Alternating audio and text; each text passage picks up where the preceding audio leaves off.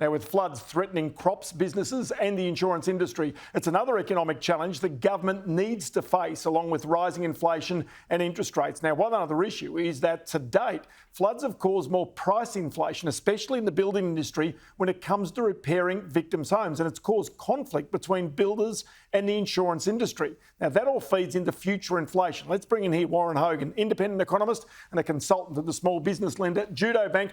Warren, first up, I want to go to this issue of inflation because it's coming from all areas. You hear about those Qantas engineers wanting a 12% pay rise. You hear about the cost of repairs after the floods. Again, this is adding to the inflation of building in Australia. And of course, we're then getting the collapse of building companies, which also adds to inflation longer term.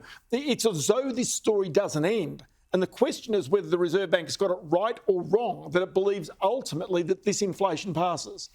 Well, I think, Ross, it shows you that inflation is disruptive. It's not just about wages and inflation and purchasing power of money. It's disruptive to businesses. It's disruptive to our society. The Reserve Bank's tasked with trying to keep it under control. There's only so much they can do about floods, about wars in the Ukraine, but they do have to make sure that the underlying economy is not overheating, and that's best represented by our unemployment rate and, of course, what you just mentioned, the wage threat. And we're seeing industrial action become more broad-based, more common, wage claims going up.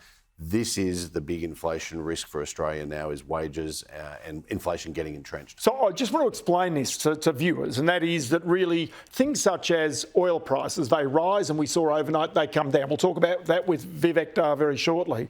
But the fact is, if it's, say, for example, food prices, they can go up, then they can come back down, taking inflation away.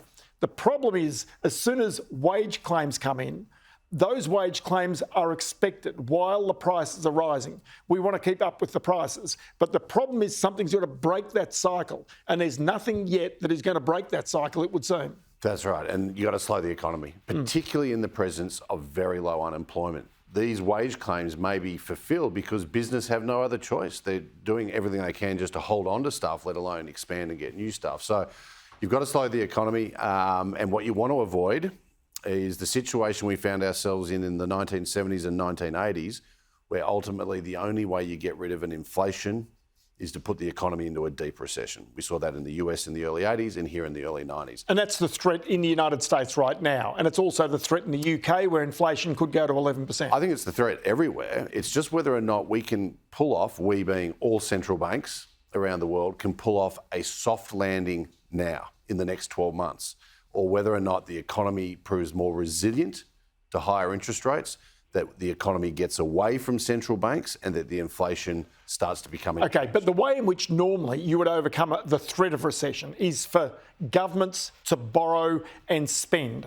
And by doing that, they stimulate the housing market, but they can't do that right now because that would cause more inflation.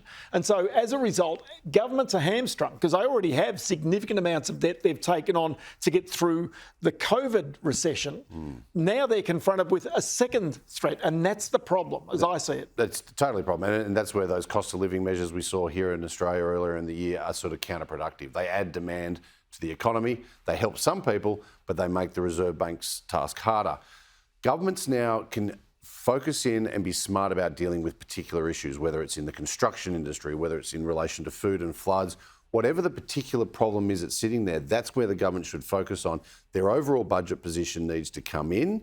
They need to take demand out of the economy. And of course, the RBA also needs to raise rates and take demand. But how do you do that when you've been elected on a campaign and on a promise which you are going to fulfil, because you've said it many times, you're going to fulfil that promise to spend more on childcare, to spend more on the National Disability Insurance Scheme, to spend more on training and on skills? How do you actually then rein it back in from there? Well, I think the Treasurer and to some extent the PM are already trying to change the narrative. We've seen Jim Chalmers particularly sort of become quite, strong of a view on the need to address these issues.